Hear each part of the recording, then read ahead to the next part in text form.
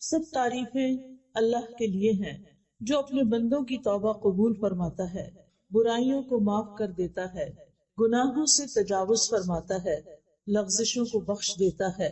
اللہ کے سوا کوئی معبود برحق نہیں، وہ اکیلا ہے، اس کا کوئی شریک نہیں، اسی کے لیے ساری بادشاہت ہے اور اسی کے لیے سب تعریف ہے، اسی کے ہاتھ میں ہر بھلائی ہے اور وہ ہر چیز پر پوری طرح قادر ہے۔ اللہم صلی علی محمد وعلی آل محمد کما صلیت علی ابراہیم وعلی آل ابراہیم انک حمید مجید۔ اللہم بارک علی محمد وعلی آل محمد کما بارکت علی ابراہیم وعلی آل ابراہیم انک حمید مجید۔ قرآن مجید میں اللہ تعالیٰ کا ارشاد ہے، لا یکلف اللہ نفسا الا وسعها لها ما کسبت وعلیہا ما اکتسبت ربنا لا تؤاخذنا ان نسینا او اخطأنا ربنا ولا تحمل علینا اصرا كما حملته على الذين من قبلنا ربنا ولا تحملنا ما لا طاقة لنا به واعف عنا واغفر لنا وارحمنا انت مولانا فانصرنا على القوم الكافرين۔ اللہ کسی نفس کو اس کی وسعت سے بڑھ کر تکلیف نہیں دیتا، یعنی جس پر کوئی بھی تکلیف آتی ہے وہ اتنی ہی آتی ہے جتنی وہ برداشت کر سکتا ہے۔ جو اس نے نیکی کمائی یعنی کسی انسان نے، وہ اسی کے لیے، یعنی اگر ہم اچھا کریں گے تو اس کا فائدہ کس کو ملے گا؟ کسی اور کو، کرنے والے کو۔ اور جو اس نے برائی کمائی، برا کیا، وہ اسی کے ذمہ ہے۔ اچھا کریں گے تو اپنے فائدے کے لیے، برا کریں گے تو اپنے ہی سر لیں گے۔ اے ہمارے رب، اگر ہم بھول جائیں یا ہم خطا کر بیٹھے تو ہماری پکڑ نہ کرنا۔ کتنی خوبصورت دعا ہے، کیونکہ ہم انسان ہیں نا، ہم بھول جاتے ہیں، ہم سے غلطیاں ہو جاتی ہیں، پھر ہم غلطی کر کے کس کے پاس جائیں؟ اللہ ہی کے پاس، کیونکہ اللہ تعالیٰ ہی معاف کرنے والا ہے۔ تو یا رب، غلطی ہو جائے تو ہمیں پکڑنا نہیں۔ اے ہمارے رب، ہم پر ایسا بوجھ نہ ڈالنا جیسا تو نے ہم سے پہلے لوگوں پر ڈالا تھا۔ اے ہمارے رب، اور تو ہم سے وہ بوجھ نہ اٹھوا جسے اٹھانے کی ہم میں طاقت نہیں، اور ہم سے درگزر فرما اور ہمیں بخش دے اور ہم پر رحم فرما، تو ہی ہمارا مولا ہے، بس کافر قوم کے مقابلے میں ہماری مدد فرما۔ یہاں پر اللہ سبحانہ تعالیٰ نے اپنے قانون سزا اور جزا کے بارے میں کچھ قاعدے اور اصول بتا دیے ہیں۔ پہلی بات تو یہ کہ اللہ تعالیٰ بندوں پر ان کی طاقت سے بڑھ کے بوجھ نہیں ڈالتا۔ دوسرا یہ کہ انسان کو وہی ملے گا جو اس نے کمایا ہوگا، خود کیا ہوگا، محنت کی ہوگی۔ ہاں یہ ضرور ہے کہ اگر کسی نے ایک نیک کام کی بنیاد رکھ دی اور اس کے اثرات اس کی موت کے بعد بھی جاری رہے تو وہ نیکی اس کے نامہ اعمال میں جمع ہوتی رہے گی۔ اسی طرح اگر کسی نے کوئی برا کام شروع کیا، برا ٹرینڈ سیٹ کیا اور وہ مر گیا تو اس کے بعد بھی لوگ جتنے اس برائی میں ملوث ہوں گے اس کا گناہ بھی اس کے ساتھ جائے گا۔ جیسے آج کل سوشل میڈیا کا دور ہے تو کچھ لوگ اپنا فیس بک اکاؤنٹ بنا لیتے ہیں اور اس پر بہت فضول قسم کی چیزیں پوسٹ کرتے رہتے ہیں، اور پاسورڈ انہوں نے بہت چھپا کے رکھا ہوتا ہے۔ پچھلے دنوں میں کسی لڑکے کے بارے میں پڑھ رہی تھی کہ اس نے اسی قسم کی کچھ چیزیں کی ہوئی تھی کہ اچانک اس کی ڈیتھ ہو گئی۔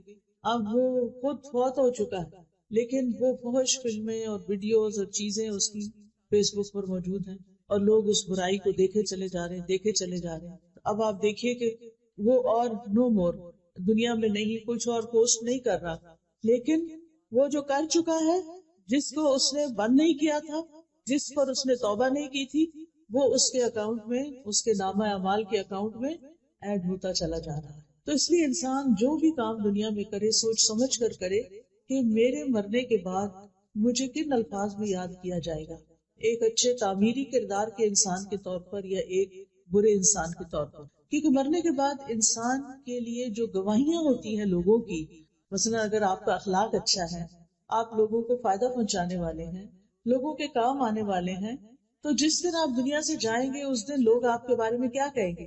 کیا کہیں گے بتائیے؟ بہت اچھا انسان تھا، بہت اچھا تھا۔ کوئی ادھر سے آئے گا، اس نے یہ فائدہ مجھے پہنچایا، کوئی ادھر سے آئے گا، وہ روئے گا، وہ کہے گا وہ میرے لیے تو بہت کچھ کرتا تھا، مجھے تو بہت اچھے مشورے دیتا تھا، مجھے تو اس نے فلاں فلاں موقع پہ ہیلپ کی، یعنی لوگ اس کی اچھائیاں یاد کریں گے۔ اور اگر آپ نے کسی کی زندگی اجیرن کر رکھی، کسی کی لائف میں زہر گھول رکھا ہے، تو مرنے کے بعد لوگ کیا گواہیاں دیں گے؟ شکر ہے گلوں لتھا، وہ پنجابی میں کہتے ہیں شکر ہے جان چھوٹی۔ شکر ہے اللہ نے سمیٹ لیا اس کو، اور اس کی تکلیفیں یاد کر کے تکلیف محسوس کرے گا۔ تو یاد رکھیے کہ صرف اتنا ہی کافی نہیں ہے کہ ہم اپنی زندگی میں کچھ اچھا کر لیں تو بس اتنا ہی، یا برا کر لیں تو اتنا ہی رہ جائے گا، وہ ساتھ بھی چلے گا۔ پھر اسی طرح یہ ہے کہ اگر کسی انسان کی زندگی میں کچھ آزمائشیں ہیں تو ان پر بھی صبر کرنا چاہیے کہ اللہ تعالیٰ کو پتا تھا کہ میں اس کو سہار سکتی، میں اس کو برداشت کر سکتی، اللہ نے مجھ پر میری وسعت سے بڑھ کے بوجھ نہیں ڈالا، اور اللہ تعالیٰ مجھے اس کا بدلہ ضرور دے گا، وہ اس کے ذریعے مجھے پیوریفائی کر رہا ہے۔ کسی بھی طرح کی سختیاں حق سے، نیکی کے کام سے، اچھی چیزوں سے ہمیں روکے نہیں، اور اللہ کی ایک سنت رہی ہے، ایک طریقہ رہا ہے، وہ کیا کہ جب بھی کوئی اچھا کام کرے گا تو اس کو باتیں سننی پڑیں گی، اس کو مشکلات آئیں گی۔ اور ایسا کیوں ہوتا ہے؟ یہ اس لیے ہوتا ہے تاکہ اس بندے کا کھرا کھوٹا ہونا جانچ لیا جائے، کیونکہ جو شخص سچا ہوگا، جو سچے دل سے اللہ کی طرف آیا ہوگا، وہ لوگوں کی باتوں سے پیچھے نہیں ہٹے گا، کیونکہ وہ لوگوں کی وجہ سے تو نہیں آیا نا کہ لوگ اچھا کہیں گے تو میں اچھا بنوں گا، لوگ اچھا نہیں کہیں گے تو میں پیچھے ہٹ جاؤں گا۔ وہ تو اس لیے اچھا کر رہا ہے کہ اللہ تعالیٰ کی خاطر، اللہ کو پسند ہے اچھا کرنا، اور وہ لوگوں کی باتیں سن کے اچھائی کرنا چھوڑے گا نہیں۔ تو یاد رکھیے کہ اللہ تعالیٰ نے ہم پر جتنی بھی عبادات فرض کی ہیں، جتنے بھی ہمیں نیکی کے کام بتائے ہیں، چاہے وہ اللہ کے حقوق سے متعلق ہیں یا بندوں کے حقوق سے متعلق، وہ سارے کے سارے اتنے ہی ہیں جتنی ہماری برداشت ہے۔ ہمارے لیے 5 نمازیں فرض کی، وہ ایسا نہیں کہ ہم پڑھ نہیں سکتے تھے اور ہمارے لیے بہت ہی مشکل ہے، نہیں، اول تو 50 کی گئی تھی نا، یاد ہے نا جب معراج پر نبی صلی اللہ علیہ وسلم تشریف لے گئے، اور جو باقی صرف 5 رہ گئی، مگر ثواب 50 کا ہی ملتا ہے، ہر نماز کا ثواب 10 گنا ملتا ہے، اور وہ ایک نماز کی جگہ 10 لکھی جاتی ہے، اور یہ بھی اس امت کے لیے بہت بڑی اللہ تعالیٰ کی رحمت ہے۔ تو یاد رکھیے اللہ تعالیٰ کے جتنے بھی احکامات ہیں وہ سارے ایسے ہی ہیں کہ جن کو ادا کرنے کی ہم میں طاقت ہے، ہم میں ہمت ہے، اور اللہ تعالیٰ نے دین میں کوئی تنگی اور حرج نہیں رکھا۔ ہمارا دین آسان ہے اگر ہم عمل کرنا چاہیں، اور جو لوگ کرتے ہیں وہ بھی انسان ہی ہوتے ہیں اور وہ خوشی سے کر بھی جاتے ہیں۔ رسول اللہ صلی اللہ علیہ وسلم نے فرمایا، انما بعثت بالحنیفیۃ السمحۃ، مجھے نرمی اور سہولت والی شریعت دے کر بھیجا گیا ہے۔ نبی صلی اللہ علیہ وسلم نے یہ بھی فرمایا، بے شک یہ دین آسان ہے، جو شخص دین میں سختی اختیار کرے گا تو دین اس میں غالب آ جائے گا، یعنی اس کی سختی چل نہیں سکتی، وہ زیادہ دن وہ نہیں کر سکتا۔ لہٰذا اپنے عمل میں پختگی اختیار کرو، یعنی جمے رہو، اور جہاں تک ممکن ہو میانہ روی برتو، اور خوش ہو جاؤ، اور صبح، دوپہر اور شام اور کسی قدر رات میں عبادت سے مدد حاصل کرو۔ آپ دیکھیے کہ فجر کی نماز کے بعد کتنا سارا گیپ ملتا ہے ظہر تک، پھر ظہر کے بعد عصر تک، عصر کے بعد مغرب تک، عشاء تک، ایک لمبا دن ہوتا ہے، چھوٹے دن ہو تب بھی، یعنی اللہ سبحانہ تعالیٰ نے ہم پر ایسی عبادت فرض نہیں کی کہ اس سے ہمیں فرصت ہی نہ ملے اور ہم دنیا کا کوئی کام نہ کر سکیں۔ تو اس لیے ہمیں ساری عبادات خوشی سے کرنی چاہیے، اللہ تعالیٰ کے احکامات خوشی سے قبول کرنے چاہیے، کیونکہ ان سب پر اجر و ثواب ہے، اور انسان جو کچھ کرتا ہے اس کا صلہ اس کو مل کر رہے گا۔ اور پھر آپ دیکھیے کہ بعض اوقات گناہ کرنے کے لیے بھی انسان کو محنت کرنی پڑتی ہے۔ جو لوگ چوری کرتے ہیں وہ آسانی سے تھوڑی کرتے ہیں، اسی طرح جو لوگ اور غلط کام کرتے ہیں اس کے لیے بڑے وسیلے اختیار کرتے ہیں، لیکن چونکہ نفس اس کی طرف ہوتا ہے تو مشکل نہیں لگتا۔ نیکی کے لیے ہمارا نفس نہیں مانتا، ہمارے اندر سے وہ موٹیویشن نہیں ہوتی، لیکن جب آپ مثلاً حج یا عمرہ کرنے جاتے ہیں تو آپ کے اندر ایک موٹیویشن ہوتی ہے نا، وہاں جا کے اللہ کا گھر دیکھ کے، اتنے سارے لوگ نماز پڑھ رہے ہوتے ہیں، ان کو دیکھ کے یہ آپ تھوڑی کرتے ہیں کہ وہاں جا کے لیٹ جائیں، آپ فوراً اٹھتے ہیں، جلدی کرتے ہیں، تھوڑا سا بھی سو کے۔ اسی طرح رمضان کا مہینہ آتا ہے تو اس میں بھی آپ دیکھیں کہ آپ کا شوق کتنا بڑھ جاتا ہے۔ تو جب شوق بڑھ جاتا ہے، ذوق بڑھ جاتا ہے، تو عمل آسان ہو جاتا ہے۔ تو اس لیے انسان کو اپنے لیے کوئی نہ کوئی ایسے ٹارگیٹس رکھنے چاہیے کہ جن کے ذریعے انسان کا نیکی کے کاموں میں شوق بڑھتا رہے۔ ایسے لیکچرز میں جائیں، مساجد میں جائیں، جمعہ خطبہ اٹینڈ کریں، ایسی مجالس اٹینڈ کریں، ایسے ہاسپٹلز میں جائیں جہاں پر بیماروں کو دیکھ کے آپ کا دل پسیجے، کبھی کبھی قبرستان جائیں اور جا کے دیکھیں کہ اس سے پہلے کے لوگ کہاں پڑے ہیں آج، جن کے عالی شان گھر تھے، جن کے پاس جیولری تھی، کپڑے تھے، سب کچھ تھا، لیکن آج وہ زمین کے اندر ہیں۔ تو یہ چیزیں انسان کی عبادت میں اس کے لیے موٹیویشن کا سبب بنتی ہیں۔ تو بہرحال ہمیں یہ یاد رکھنا چاہیے کہ قیامت کے دن کوئی کسی کا بوجھ نہیں اٹھائے گا، کوئی کسی کی نیکی چھین کے نہیں لے جائے گا اور کوئی اپنی برائی اس پہ ڈال کے نہیں چلا جائے گا. دنیا میں تو ایسا ہوتا ہے نا کہ ہماری چیزیں بعضوں کا دوسرے لوگ نکال لیتے ہیں, چرا لیتے ہیں, لے جاتے ہیں. کبھی گھر کے اندر بھی ہوتے ہیں, سسرال میں بعض سسرالی لوگ ان کی چیزیں استعمال کرنا شروع کر دیتے ہیں. اسی طرح بعض اوقات یہ ہے کہ لوگ اپنے گھر کا کوڑا آپ کے دروازے پہ پھینک دیتے ہیں. یہاں تو خیر نہیں ایسی چیزیں ہوتی, لیکن جہاں ہوتی ہیں سو ہوتی ہیں. تو یہ اللہ تعالیٰ کا ہم پر بہت بڑا احسان ہے کہ اللہ سبحانہ تعالیٰ نے ہم پر ہماری وسعت سے بڑھ کے بوجھ بھی نہیں ڈالا, اور ہماری نیکی کو ہمارے لیے لکھا, اور ہمارے گناہ کو بھی ہمارے لیے, کسی اور پہ نہیں ڈالا, اور کسی کا ہم پہ نہیں ڈالا. پھر ہم دعا کرتے ہیں ربنا لا تؤاخذنا ان نسینا او اخطانا, اللہ تو ہمیں نہ پکڑنا اگر ہم بھول جائیں یا ہم کوئی خطا کر بیٹھے. یہاں پر آپ دیکھیے کہ ہم جب دعا مانگتے ہیں تو ربنا کہتے ہیں. رب کا مطلب کس کس کو آتا ہے؟ رب کون ہوتا ہے؟ خالق, مالک, مدبر, جس نے پیدا کیا, جو ہمارا مالک ہے, اور جو ہمارے ساری چیزوں کی تدبیر کر رہا ہے. ہم نے کیا کھانا ہے, کیا پینا ہے, کہاں رہنا ہے, یہ ہم تو اب ساتھ ساتھ زندگی میں یہ چیزیں ایکسپیرئنس کر رہے ہیں نا, لیکن اللہ تعالیٰ نے یہ سارا کچھ پہلے سے ہی لکھ کے رکھا ہوا تھا. پہلے سے لکھ کے رکھا ہوا تھا سب کچھ. جو چیزیں آج ہمیں مل رہی ہیں اللہ تعالیٰ کو پہلے سے ہی پتا تھا, تو اس نے ہمارے لیے تدبیر کی, اس نے ہمارے لیے وسائل پیدا کیے.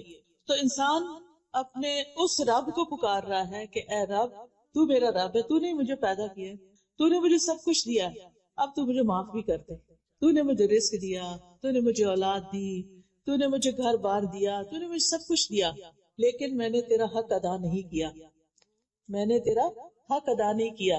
تو نے مجھے نعمتیں دی اور میں نے جواب میں تیری ناشکری کی, تیری نافرمانی کی. کتنی دفعہ ایسا ہوتا ہے نا کہ ہم کسی تفریح پہ جاتے ہیں, کچھ پکنک پہ جاتے ہیں, اور وہاں جا کے نماز پڑھنا ہی بھول جاتے ہیں, سیر و تفریح کرتے ہیں, کھاتے پیتے ہیں, انجوائے کرتے ہیں, اور اللہ کو بھول جاتے ہیں. اپنے پیاروں کو تو نہیں بھولا جاتا نا. خوشی کے موقع پر پیارے تو یاد رہتے ہیں. آپ کوئی اچھی چیز کھا رہے ہوں تو آپ کے بچے دور ہوں تو آپ کا کیا دل چاہتا ہے. مائیں اکثر کیا کہتی ہیں, میرے بیٹے کو یہ پلاؤ بڑا پسند تھا, پتہ نہیں بیچارہ پڑھنے گیا ہوا ہے, وہاں کیا کھاتا ہے کیا نہیں کھاتا. تو پیاروں کو یاد رکھتے ہیں نا خوشی کے موقع پر. اسی طرح جب کوئی غم اور دکھ کا وقت ہوتا ہے تو پھر کون یاد آتا ہے؟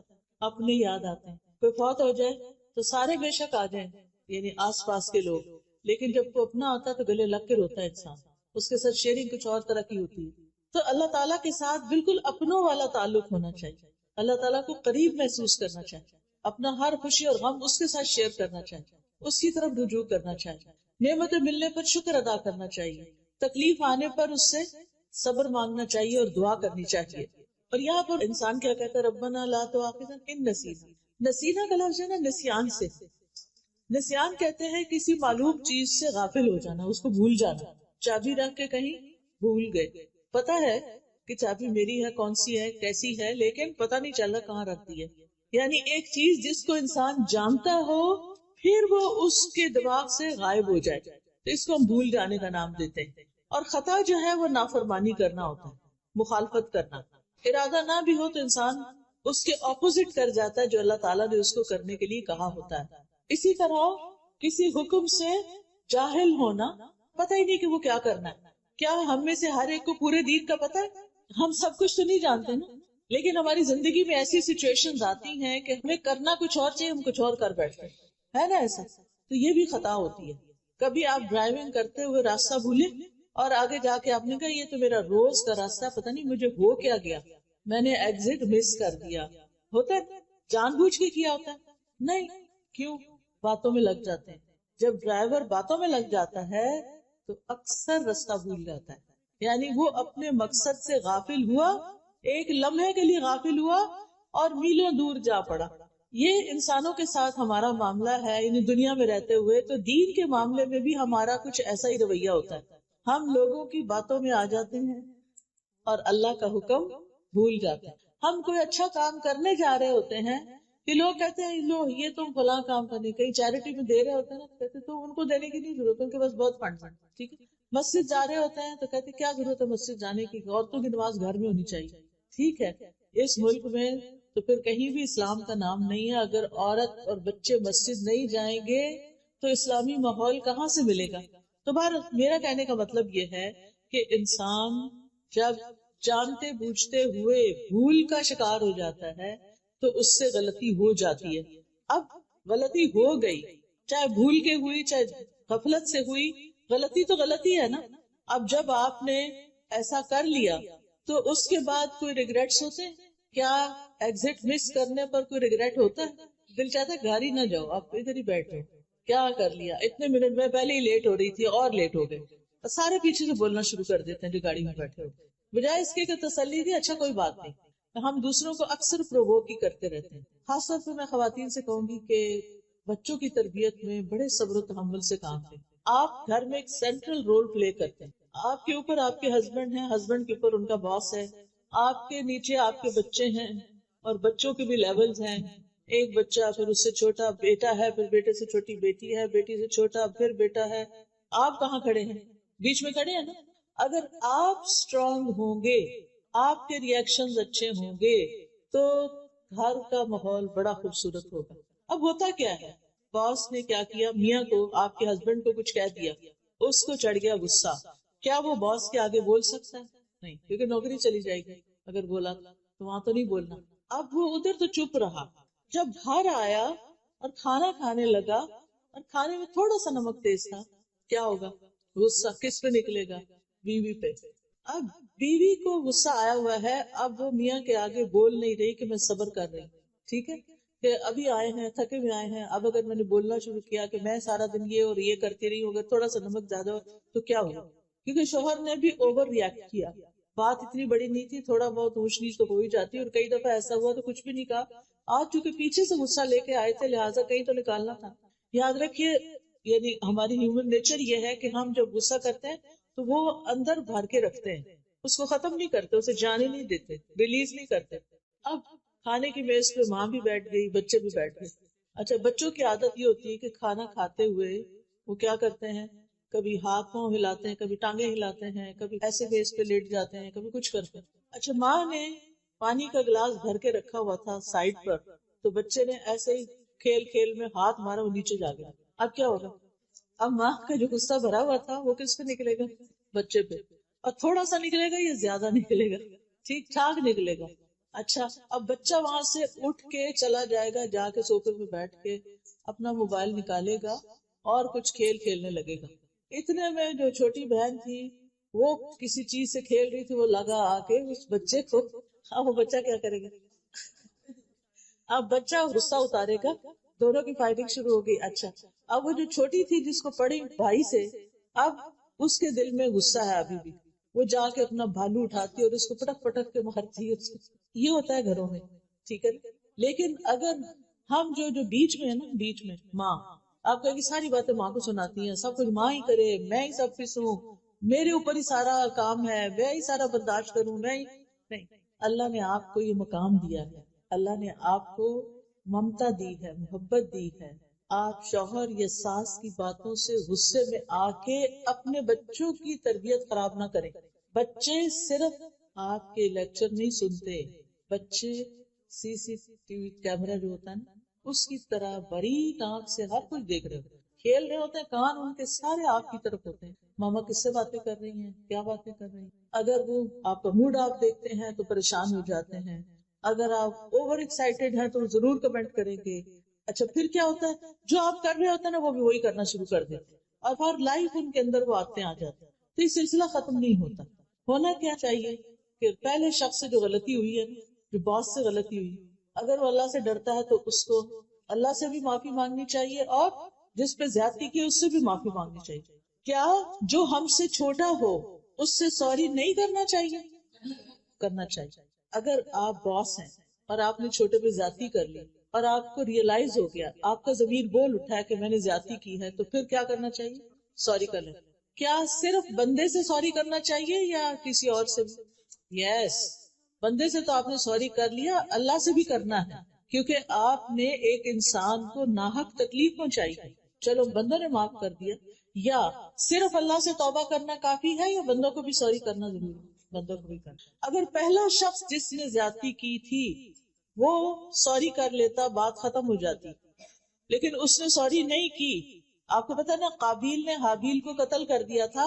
اب ہوتا کیا ہے، اب تک دنیا میں قتل کا جو سلسلہ چل رہا ہے اس کے گناہ کا ایک حصہ قابیل تک جاتا ہے. قیامت کے دن اس کا گناہ کتنا بڑا ہوگا، پہاڑوں جتنا، اس سے بھی بڑا، اور وہ بھی قتل کا گناہ. تو جو ایک غلط کام کر لیتا ہے اس کو توبہ کرنے میں، استغفار کرنے میں دیر نہیں کرنی چاہیے. اچھا چلے اس باس نے تو سوری نہیں کی، لیکن آپ کے ہسبینڈ نے جو آپ کے ساتھ زیادتی کی، چلے آئے تھے، غصہ تھا، کھانا شروع کیا، غصہ نکالا، پھر تھوڑی دیر میں نارمل ہو جانا چاہیے تھا، تاکہ بچے جو ہیں وہ ٹیبل پر بیٹھ کر پریشان نہ ہوں. کیونکہ پریشانی کے عالم میں جو کھانا کھایا جاتا ہے وہ لگتا نہیں، پھر وہ صحیح طرح ڈائجسٹ ہی نہیں ہوتا. بچے سہمے بیٹھے ہیں ٹیبل، جو بڑے بچے ہوتے ہیں نا وہ بہت محسوس کرتے ہیں، جو چھوٹے ہوتے ہیں نا وہ تھوڑی دیر میں پھر بھول جاتے ہیں. اب اگر شوہر نے کچھ کہہ ہی دیا تھا غصے میں، تو بحیثیت بیوی اتنا تو سمجھ لینا چاہیے نا کہ میرا شوہر جو ہے اس کا باس اچھا نہیں ہے، اور وہ اس کی وجہ سے فرسٹریٹ ہوتا ہے اور پھر میری شامت آتی ہے، چلو کوئی بات نہیں. اگر وہی آگے سے ہنس کے، یعنی ہنسنا شروع کر دیتی، شوہر غصہ کرا، اب وہ تھوڑا سا ہنس دیتی، چلے آئندہ نہیں ہوگا چھوڑے اس کو، یا کوئی بھی بات کر دیتی، تو شوہر بھی شاید نارمل ہو جاتا اور بات نہ بڑھتی. اس نے بھی شوہر کی تنقید کو بہت سیریس لے لیا اور چیخنا چلانا شروع کر دیا. بچوں نے وہ تماشا دیکھا، تھوڑی دیر میں بچے نے تماشا کیا اس پہ، اور اس پہ اور اس پہ اور، یعنی آپ سوچئے وہ پہلی غلطی کتنی غلطیوں میں کنورٹ ہوئی. تو اگر ہم ابتدا کرنے والے ہوں تو پھر ہم ہی کو توبہ کر لینی چاہیے، ہم ہی کو ہی ودرا کر لینا چاہیے. اور صبر اسی کا نام ہے. صبر کس چیز کا نام ہے؟ کہ اگر کسی نے کچھ کہہ دیا نا تو کہا کرے او جانے، کوئی بات، جسٹ اگنور، اپنے آپ کو کہا کرے اگنور کر دو، چھوڑو پرے، اس بیگیج کو اٹھانے کی کیا ضرورت، جانے دو، انسان ہے نا، بس ہو گیا. کوئی اچھی چیز یاد کر لے اس سے. جن انسانوں کے ساتھ آپ کی روزمرہ ڈیلنگ ہوتی ہے، آپ کو چاہیے کہ آپ ان کی خوبیاں ٹپس پر یاد رکھیں کہ ان کے اندر یہ اور یہ اور یہ خوبی ہے، تاکہ جس وقت وہ کوئی خرابی کرے تو آپ کیا کریں، فوراً گردان پڑھ لیں، ان کے اندر یہ اور یہ اور یہ خوبیاں ہیں. خاص طور پر ہسبینڈ کی خوبیوں کا ضرور پتا ہونا چاہیے کہ وہ ہمارے لیے کہاں کہاں کتنے معاون ہیں، مددگار ہیں، سپورٹر ہیں، ان سے ہمیں کیا کیا فائدے ملتے ہیں. آپ سوچئے کہ اگر میری شادی ان سے نہ ہوتی تو میں کہاں ہوتی، پاکستان کے ایک گاؤں میں. یہ بہت سی خواتین کی یہ کہانی، وہ کہاں سے اٹھ کر شادی کی وجہ سے کہاں آ پہنچی. آپ سوچا کریں کہ اگر میری ان سے شادی نہ ہوتی تو یہ میرے بچے کہاں سے آتے، جن کو میں بہت ہی پیار کرتا. کیونکہ بعض اوقات ہم کہتے ہیں نا اس شخص سے ہمیں کچھ نہیں کبھی ملا، اللہ نے اس کے ذریعے آپ کو بچے دیے ہیں، اس پر آپ شکر ادا کریں. تو اس کے علاوہ بھی کوئی اس نے آپ کو کہیں ویکیشن پہ لے کر گیا ہوگا، کوئی شاپنگ کرائی ہوگی، عمرے پہ لے کر گیا ہوگا، کچھ تو کیا ہی ہوگا نا. آخر ہر انسان کے اندر، ٹھیک ہے کچھ لوگوں کی اچھائیاں زیادہ ہوتی ہیں تو وہ اوپر اوپر آ جاتی ہیں اور برائیاں دب جاتی ہیں، کچھ لوگوں کی بری عادتیں اتنی زیادہ ہوتی ہیں کہ ان کی اچھائیاں بھی، جو بڑی بڑی اچھائیاں ہوتی ہیں وہ بھی دب جاتی ہیں. تو نتیجہ کیا ہوتا ہے کہ ہم پھر ساری زندگی جل جل کے کڑ کڑ کے گزارتے ہیں. ہمارا شیطان ہمارے ساتھ جو لگا ہوا ہے نا ہر وقت، وہ کیا کرتا ہے، جب کسی سے کوئی ذرا سی ہمیں تکلیف پہنچتی ہے نا اس کی 10 اور تکلیفیں یاد کرا دیتا ہے. اس نے وہاں بھی یہ کیا تھا، فلاں موقع پہ بھی کیا تھا، پچھلے اگلے زخم سارے تازے ہو جاتے ہیں. تو آپ نے الٹ کرنا ہے اس کا. دیکھیں اگر آپ کے ہاتھ یا بازو کا کوئی حصہ جل جاتا ہے تو آپ کیا کرتے ہیں، مزید آگ میں دیتے ہیں اس کو، کیا کرتے ہیں، برف لگاتے ہیں. اچھا اور کیا لگاتے ہیں، آئس لگا کے، اور بھی تو کچھ لگاتے ہوں گے. کون سی میڈیسن لگاتے ہیں آپ، وہ کہتے ہیں ٹوتھ پیسٹ لگاتے ہیں، کچھ لوگ ہنی لگاتے ہیں. میں اس لیے یاد دہانی کرا رہی ہوں کہ عورتوں کو کچن میں اکثر واسطہ پڑتا رہتا ہے، اس وقت ایسی جلن ہوتی ہے کہ بھول جاتا کیا لگانا ہے. ہنی سب سے اچھی ہے، یاد رکھیے ہنی کچن میں ضرور ہونی چاہیے. کچھ چھوٹی موٹی بھی بھاپ شاپ پڑے تھوڑی دیر بہت کاٹتی ہے، لیکن پھر آپ کا چھالا نہیں بنے گا. یاد رکھیے گا اس میرے نسخے کو، ٹوٹکے کو، انشاءاللہ. آپ کو پہلے سے ہی پتا لیکن بھولے ہوئے تھے، جواب نہیں دیا آپ. اچھا جناب، تو میرا کہنے کا مطلب یہ ہے کہ جب کوئی ہمارے ساتھ برا کرے تو اس کی اچھائیاں فوراً یاد کر لیں، ہنی لگا لیں، ہنی بھی میٹھی ہوتی ہے نا، اس کی مٹھاس یاد کر لیں، ٹھیک ہے. تو جلن کم ہو جائے گی، تھوڑی دیر اور زیادہ ہوگی لیکن پھر کم ہو جائے گی. چھالے نہیں پڑیں گے، پھر زخم نہیں بنے گے، پھر نشان نہیں پڑیں گے جلنے کے. تیز ہو نا جلن زیادہ ہو جائے تو نشان بھی پڑ جاتے ہیں نا، وہ جاتے نہیں. تو ہم نے ایسے ہی جل جل کے نشان اپنے اندر بڑے پکے کیے ہیں. تو یاد رکھیے کہ غلطی، بھول چوک ہم سب کی زندگی میں ہے. نبی صلی اللہ علیہ وسلم نے فرمایا بے شک اللہ نے میری امت سے غلطی، بھول اور جس چیز پر لوگوں کو مجبور کر دیا جائے اس سے درگزر فرمایا. تو اللہ تعالیٰ معاف کرنے والے. ہمیں بھی لوگوں کو معاف کر دینا چاہیے. مثلاً روزے کی حالت میں اگر آپ نے بھول کر کچھ کھا لیا تو کیا ہوا؟ روزہ ٹوٹ گیا؟ نہیں، روزہ نہیں ٹوٹا. یہ نہیں کہ اور کھانے بیٹھ سے کہ اب تو روزہ ٹوٹ گیا، اب تو چلو تھوڑا سا اور کھا لو. ایسا نہیں کرنا، بلکہ اندر بھی نہیں لے جانا، یاد آ گیا تو باہر نکال دیں. ٹھیک ہے. لیکن ایک بات یاد رکھیے، ارادتاً کیے ہوئے گناہوں پہ پکڑ ہوتی ہے جو جان بوجھ کے انسان کرتا ہے.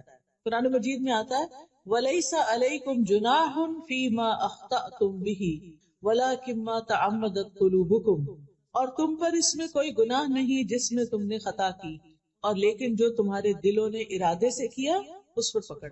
جس چیز کا پتہ چل جائے یہ غلط ہے تو پھر کیا کرے؟ چھوڑ دے. چھوڑنے کی پوری کوشش کرے. نہ چھٹ رہی ہو وہ برائی، اللہ سے خوب دعائیں شروع کر دیں، اللہ میں اپنی اس بری عادت سے بہت تنگ ہوں، میں یہ غلط کام نہیں کرنا چاہتی لیکن I can't help myself، بار بار میں اس میں جا پھسلتی ہوں، گر جاتی ہوں. مثلاً اگر آپ کو سیل فون پر کوئی بری چیز دیکھنے کی عادت پڑ گئی ہے، آپ کا وقت بھی ضائع ہوتا ہے، آپ کی نگاہیں بھی خراب ہوتی ہیں، تو آپ اس سے چھٹکارا چاہتے ہیں، پھر اللہ کی مدد لیں، استغفار کریں، توبہ کریں اور اس ایپ کو ڈیلیٹ کر دیں. ٹھیک ہے. اور اس کے قریب نہ جائیں. لا تقربوا الزنا، آنکھوں کا بھی زنا ہوتا ہے نا، جب انسان فحش چیزیں دیکھتا ہے. قرآن مجید میں آتا ولا تقربوا الزنا، زنا کے پاس بھی نہیں جانا. تو بہرحال ہم سے غلطیاں ہوتی ہیں، اللہ کے حق میں بھی ہوتی ہیں اور بندوں کے حق میں بھی ہوتی ہیں، اور پھر وہ غلطیاں بوجھ بن جاتی ہیں ہمارے اوپر. تو ہمیں دعا کرنی چاہیے ربنا ولا تحمل علینا اصرا کما حملته علی الذین من قبلنا، اللہ ہم پہ وہ بوجھ نہ ڈال جو ہم سے پہلے لوگوں پہ ڈال. یعنی دین کے معاملے میں ہم پر وہ ذمہ داریاں نہ آئیں جو ہم اٹھا نہ سکیں، یا ہم کوئی ایسا عہد نہ کسی سے کریں جس پہ قائم نہ ہو سکے. اللہ ایسا گناہ نہ کر بیٹھے جس کی توبہ نہیں، کیونکہ شرک کی توبہ نہیں ہے نا. تو یہ نہیں کہ آپ کہیں کہ میں تو بھول گئی تھی، نہیں، شرک کسی حال میں معاف نہیں. تو اس کے بارے میں بھی دل میں رکھے کہ اللہ ہم سے شرک نہ ہو، یا یہ کہ ہمارے اوپر کوئی ایسے کام نہ آئے کہ جس کو ہم نبھا نہ سکیں، ایسی بیماری نہ آئے کہ ہم اٹھنے بیٹھنے کے قابل ہی نہ رہیں. اللہ سے دعا کرنی چاہیے کہ اللہ تعالیٰ برے بڑھاپے سے اور بدترین بیماریوں سے ہمیں بچا کے رکھنا. اب دیکھیے کہ جو بزرگ، ابھی میں گاڑی میں انٹر ہو ہی رہی تھی کہ ایک فون آ گیا، ایک آنٹی ہے کافی بزرگ، بیچاری اکیلی رہتی تھی، کہتی ہوں فجر کی نماز کے لیے اٹھی ہوں اور گر گئی ہیں، ریبس ٹوٹ گئی ہیں اور پتہ نہیں کیا کیا ہو گیا ہے، ہل بھی نہیں سکتی، ہاسپٹل میں پڑی ہوئی. ایسی دل کو تکلیف ہوئی. کہتی میری برتھ ڈے تھی اس دن اور میں اٹھی تھی کہ آج میں نے اتنا صدقہ کرنا ہے، آج میں نے یہ کرنا ہے، لیکن میرے ساتھ دیکھیں کیا ہو گیا. تو میرے لیے دعا کریں، آپ بھی دعا کریں اللہ تعالیٰ ان کو صحت دے اور ان کی تکلیف دور کرے. اب آپ سوچیں کہ جس شخص کی ریبس ٹوٹ جائے اس کے لیے تو سانس لینا بھی دور ہے. تو اللہ ہمیں کسی ایسی تکلیف میں نہ ڈالنا، ایسی مشکل میں نہ ڈالنا کہ ہم دوسروں پہ بوجھ بن جائیں. ربنا ولا تحملنا ما لا طاقت لنا به، اللہ ہم سے وہ بوجھ نہ اٹھوا جس کے اٹھانے کی ہمیں طاقت ہی نہیں. یعنی ایسے کاموں کی ذمہ داری ہم پہ نہ آئے جو ہم نبھا نہ سکیں.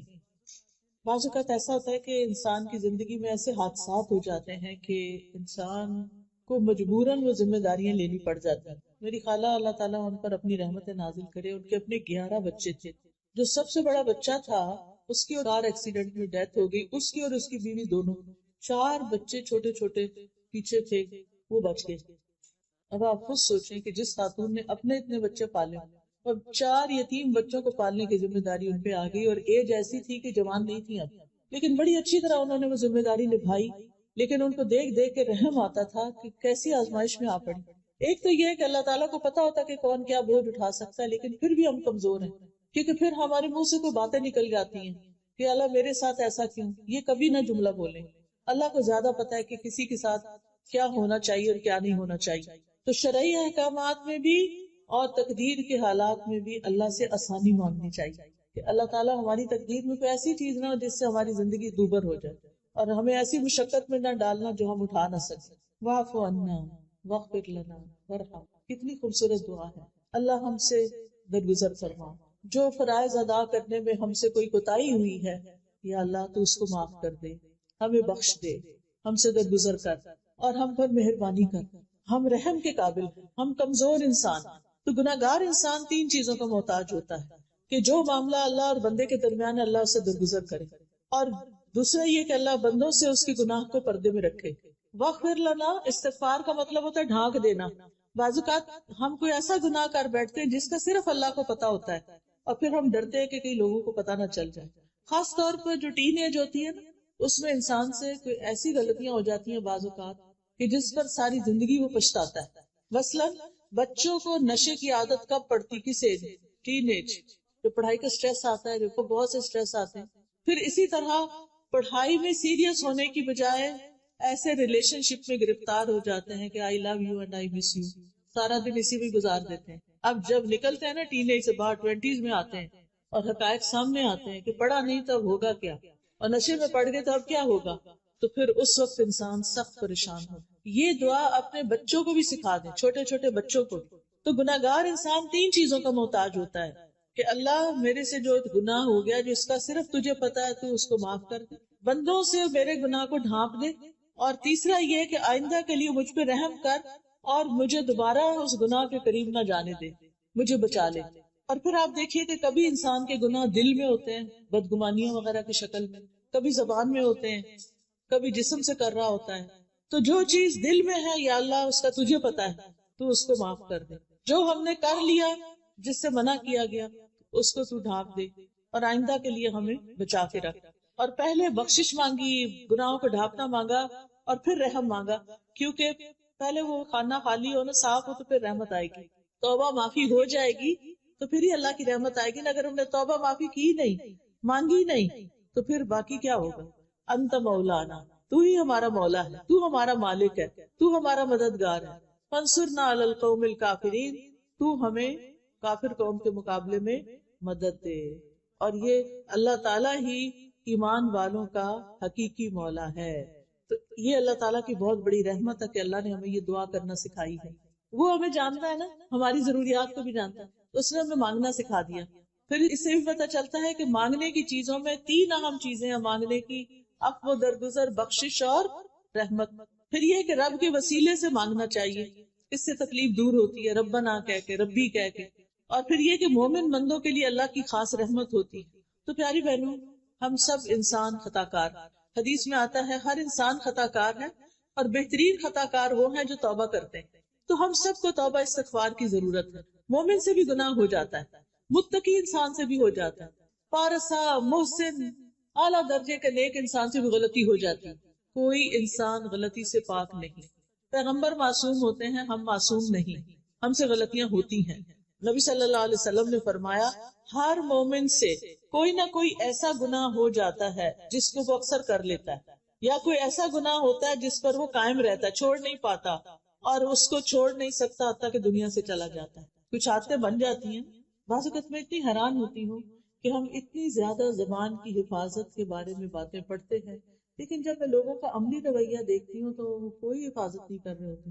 جو فضول بات، ہر بات میں کچھ نہ کچھ بولنا، خاموشی کی تو عادت ہی نہیں نا. تو میں سوچتی ہوں انہوں نے کبھی لیکچر کوئی سنا بھی ہے کہ نہیں. یعنی وہ اپنی بری عادتوں سے باز نہیں آتے، دوسروں کو تکلیف دینے سے باز ہی نہیں آتے، ان کی سرشت میں پڑا ہوا ہوتا ہے چبھتی ہوئی باتیں کرنا. ہم اگر تانے شانے نہ دیں تو ہمارا گزارا نہیں، کیا فرق پڑتا ہے؟ ضروری تو نہیں کہ ہر وقت دوسروں کو نصیحت کرتے رہیں، کوئی ضروری ہے؟ ایک شخص مسجد نبوی میں پیشاب کر رہا تھا، صحابہ دوڑے کہ اس کو مارے، اس کو روکے. آپ نے کہا تم رک جاؤ، اب وہ کر رہا ہے نا، کرنے دو. کیونکہ اگر وہ سال میں دوڑ پڑتا تو ایک جگہ کر رہا تو ساری مسجد خراب ہوتی.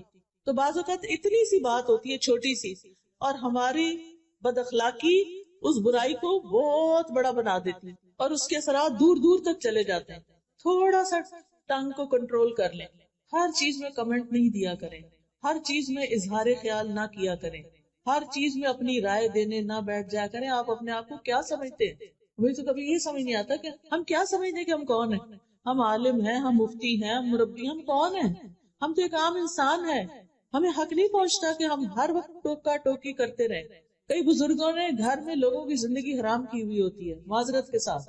ان کے اپنے بچے ان کو چھوڑ کے بھاگنے کے لیے تیار ہوتے ہیں کہ کس دن ہماری کہیں اور جاب ہو اور ہم موو آؤٹ کریں. تو یہ سب کچھ کیا ہے؟ یہ ہمارے رویے ہیں کہ لوگ ہمارے ساتھ کمفرٹیبل نہیں ہوتے، لوگ ہمارے ساتھ رہنا نہیں چاہتے، کیونکہ ہم لوگوں کو اپنے رویوں سے بیزار کر دیتے ہیں. تو حدیث میں آتا ہے من سمت نجا، جو خاموش رہا، چپ رہا، اس نے نجات پائی. بعض اوقات کوئی دنیا کے کسی حصے کی طرف کی بات کر رہا ہوتا ہے، فلاں ملک میں یہ ہو گیا، اب ہم نے کوئی کمنٹ کرنا ہوتا ہے، انہوں نے کیا ہوگا نا کچھ خرابی آ گیا نا ان پہ عذاب. بھائی کس نے آپ کو بتایا؟ آپ نے اللہ کا فیصلہ جان لیا کہ اللہ نے ان کو اس امتحان میں کیوں ڈالا. تو ہر بات بے بات پر نہ بولا کریں، خاموش رہنا بھی سیکھیں. اور بزرگوں کو خاص طور پہ میں کہوں گی، میں نہیں کہتی کہ بچوں کو کھلی چھوٹ ہے جو مرضی چاہے، بچوں کے اندر بھی آپ دیکھیں بچے بدتمیزی سے بات کرتے ہیں، ہم ہنستے ہیں. آج کل کے بچے بڑے ہوشیار ہیں، آج کل کے بچے بڑے اسمارٹ ہیں، آج کل کے بچے بڑے کانفیڈنٹ ہیں. ایسے ایسے تعریفی جملے بول کے ان کی بدتمیزیوں کو ہم نے ملٹی پلائی کر دیا. تو بچوں کو بھی شے نہ دیں، جو غلط بات ہے اس کو چپ رہے، بالکل نہ ہنسے، بالکل خاموش رہے. صرف اپنی خاموشی سے بتائیں کہ مجھے یہ بات پسند نہیں آئی جو تم نے اپنی دادی کو کہی ہے یا تم نے اپنی نانی کو کہی ہے. کیونکہ بعض اوقات وہ ان کو بدتمیزی سے کہہ رہے ہوتے، نانی آپ تو یہ کہہ رہی تھی اب آپ یہ خود کر رہی ہیں. تو اس طرح کی چیزیں جو ہیں ان کو شے نہیں دینی چاہیے. تو بہرحال کچھ عادتیں بڑی مشکل سے جاتی، اس کے لیے اللہ تعالیٰ سے دعا کرنی چاہیے. نبی صلی اللہ علیہ وسلم نے فرمایا مومن کو اس حال میں پیدا کیا گیا ہے کہ وہ فتنوں میں گرنے والا، توبہ کرنے والا اور بھولنے والا ہوتا ہے. یعنی باتوں کو بھلا دیتا ہے جو غلط قسم کے لوگوں کے رویے ہوتے ہیں. جب اسے نصیحت کی جاتی ہے تو وہ واعظ اور نصیحت قبول کرتا ہے، یعنی مان جاتا ہے بات کو، ریزسٹ نہیں کرتا. پھر یہ یاد رکھیے کہ غلط کام، غلط باتیں، زبان کی غلطیاں یہ جہنم میں لے جانے کا سبب بنتی ہیں. گناہ ذلت کا سبب بنتے ہیں.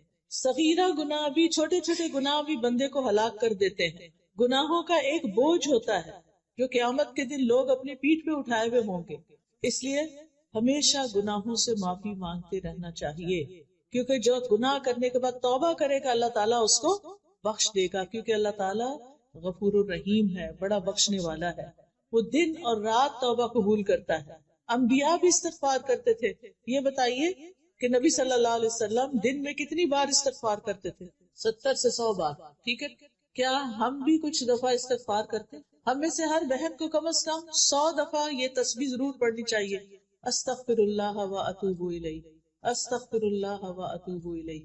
ایک تسبیح لازماً ہر روز کیا کریں. کیوں؟ اس لیے کہ اگر نبی صلی اللہ علیہ وسلم جو معصوم تھے وہ 100 دفعہ استغفار کرتے تھے تو ہمیں نہیں کرنی چاہیے. ابراہیم علیہ السلام نے کیا دعا کی تھی؟ والذی اطمع ان یغفر لی خطیئتی یوم الدین، وہ ذات جس سے میں توقع رکھتا ہوں کہ قیامت کے دن وہ میری خطائیں معاف کر دے گا. موسیٰ علیہ السلام نے کیا کہا تھا؟ کسی یاد ہے موسیٰ علیہ السلام کی توبہ کی دعا جب ان سے وہ ایک شخص قتل ہو گیا تھا غلطی سے؟ رب انی ظلمت نفسی فاغفر لی فغفر له انہ هو الغفور الرحیم. یونس علیہ السلام نے کون سی دعا کی تھی؟ شابش. داؤد علیہ السلام نے رب اوزعنی ان اشکر نعمتک علی، اور پھر وظن داؤد انما فتنہ فاستغفر ربہ، استغفار کیا تھا انہوں نے.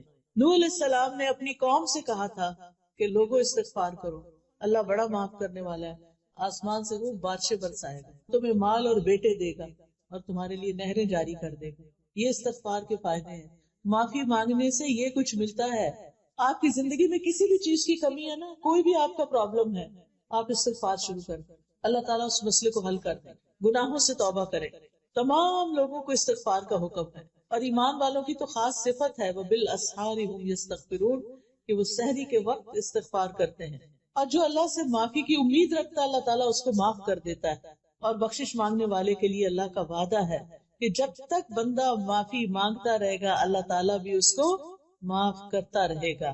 ہر بار گناہ کرنے پر سچی توبہ کرتے رہنا چاہیے، شرمندگی سے معافی مانگتے جانا چاہیے، اور جو استغفار کرے گا اللہ تعالیٰ اس کی بخشش فرما دے گا. حدیث میں آتا ہے رسول اللہ صلی اللہ علیہ وسلم نے فرمایا ہمارا رب تبارک و تعالی ہر رات کو اس وقت آسمان دنیا پہ آتا ہے جب رات کا آخری تہائی حصہ رہ جاتا ہے. وہ کہتا ہے کوئی جو مجھ سے دعا کرے تو میں اس کی دعا قبول کروں، ہے کوئی جو مجھ سے مانگے تو میں اسے عطا کروں، ہے کوئی جو مجھ سے بخشش طلب کرے تو میں اس کو بخش دوں. کتنی بڑی بات ہے. اللہ تعالیٰ خود بلاتے ہیں آؤ بخشش مانگو، میں معاف کر دوں گا. ہماری بعض نعمتوں کے راستے میں ہمارے گناہ رکاوٹ ہوتے ہیں، ان سے معافی مانگ لیں تو وہ نعمتیں واپس آ جاتی ہیں. بڑے سے بڑا گناہ استغفار سے معاف ہو جاتا ہے، اور توبہ انسان کو گناہوں سے پاک کر دیتی ہے. استغفار دلوں کی صفائی کا ذریعہ ہے. گناہ سے دل پہ سیاہ نقطہ لگتا، پھیل جاتا، دل کالے ہو جاتے ہیں. استغفار ان کو چمکا دیتا ہے. استغفار سے برائیاں نیکیوں میں بدل جاتی ہیں، اللہ کی رحمت ملتی ہے، اللہ کی محبت ملتی ہے، کامیابیاں نصیب ہوتی ہیں، اچھا سامان زندگی ملتا ہے، رزق، مال اور اولاد میں اضافہ ہوتا ہے، انسان کو خیر و برکت اور طاقت نصیب ہوتی ہے۔ کچھ بیماریوں کا علاج بھی استغفار ہے۔ پھر سینے کی تنگی دور ہوتی ہے، دل کی گھٹن، ڈپریشن، اس کا علاج بھی استغفار ہے۔ بندے کی حالت بہتر ہونے لگتی ہے، اللہ کا عذاب نہیں آتا جب تک بندہ استغفار کرتا ہے۔ قیامت کے دن وہ شخص اپنا نامہ اعمال دیکھ کے خوش ہو جائے گا جس میں ڈھیروں ڈھیر استغفار ہوگا۔ استغفار جنت میں داخلے کا ذریعہ ہے۔ تو کرنے کے کام کیا ہے؟ کرنا کیا ہے؟ کثرت سے استغفار کرنا ہے۔ روزانہ کتنی بار؟ 100 بار۔ نبی صلی اللہ علیہ وسلم تو ایک ایک مجلس میں 100 بار کر لیتے تھے۔ اگر ہم سارے دن میں بھی 100 بار کر لیں تو بڑی بات ہے۔ پھر امید رکھ کے بخشش مانگنی ہے، یہ نہیں کہنا ہے پتہ نہیں میرے تو گناہ اتنے زیادہ معاف ہوں گے کہ نہیں، یہ نہیں کہنا، یہ سوچنا ہے اللہ معاف کرنے والا ہے، اللہ مجھے معاف کر دے گا۔ پھر گناہ ہو جائے تو انتظار کرنا ہے کہ 80 سال بعد